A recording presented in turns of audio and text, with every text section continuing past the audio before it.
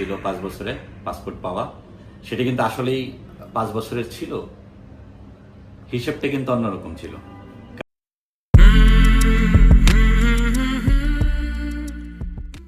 আপনারা সবাই জানেন যে পর্তুগালের যে নিয়মটি ছিল, পাসপোর্টের যে নিয়মটি ছিল 5 বছরে পাসপোর্ট পাওয়া, সেটা কিন্তু আসলেই 5 বছরের ছিল, হিসেবটা কিন্তু অন্যরকম ছিল।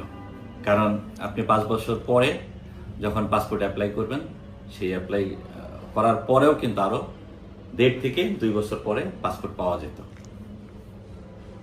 কারণ পর্তুগালের ইমিগ্রেশন যারা কাজ করে বা আইআরএনে যারা কাজ করে, তাদের পলিসি এতই স্লো, এতই কচ্ছপ গতিতে যে এই সময়গুলো তারা ওখানে ব্যয় করে প্রায় 1 থেকে 1.5 বছর একটা পাসপোর্টের ভেরিফিকেশন করতে।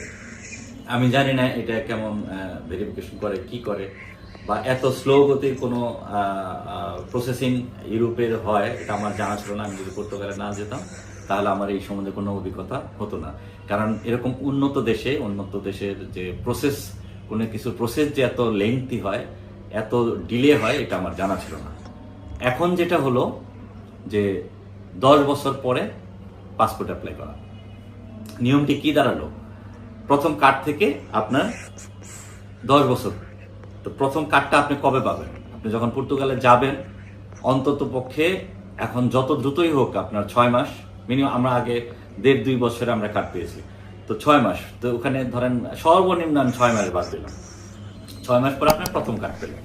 তারপর 10 বছর গণনা করতে হবে ওই কার্ডের মেয়াদ থেকে। আপনার 10 বছর পর আপনি এলিজিবল হলেন আপনি পাসপোর্ট অ্যাপ্লাইয়ের জন্য।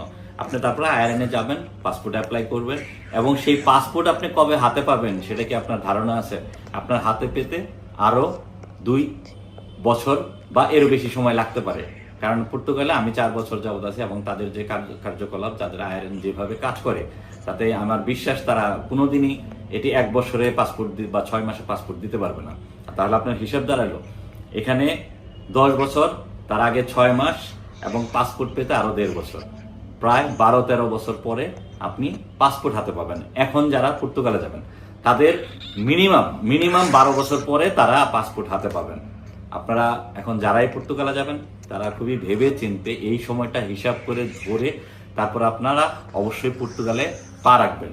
কারণ কারো কথায় বা কাউকে দেখে যদি আপনারা পর্তুগালে যান, সেক্ষেত্রে কিন্তু আপনাদের বিপদ হওয়ার সম্ভাবনাই বেশি। কারণ আপনারা যে সময় ওখানে ব্যয় করবেন, সেই সময়টা আপনারা যদি ভালো কোনো জায়গায় ব্যয় করেন, ভালো কোনো দেশে ব্যয় করেন, সেক্ষেত্রে আপনার কিন্তু পাসপোর্ট হওয়ার সম্ভাবনা। কারণ 8-10 বছরে পৃথিবীর সব জায়গায় পাসপোর্ট পাওয়া যায়। তাহলে কেন পর্তুগালে যাবেন? কারণ পর্তুগালে ইউরোপের মধ্যে সবচেয়ে যে স্যালারি, নিম্নমানের স্যালারি, যেটি একদমই নিম্নমানের, বেসিকটা একদম নিম্নমানের, এই মুহূর্তে 920 টাকার মতো, 920 ইউরোর মতো বেসিক স্যালারি। তো আপনি এই 920 ইউরোর বেসিক স্যালারিতে 10টি বছর এখানে নষ্ট করবেন, নাকি ভালো কোনো জায়গায় গিয়ে আপনি 8-10 বছর নষ্ট করবেন? সেক্ষেত্রে আপনার পাসপোর্টও হয়ে যাচ্ছে, আপনার পয়সাও ইনকাম হচ্ছে।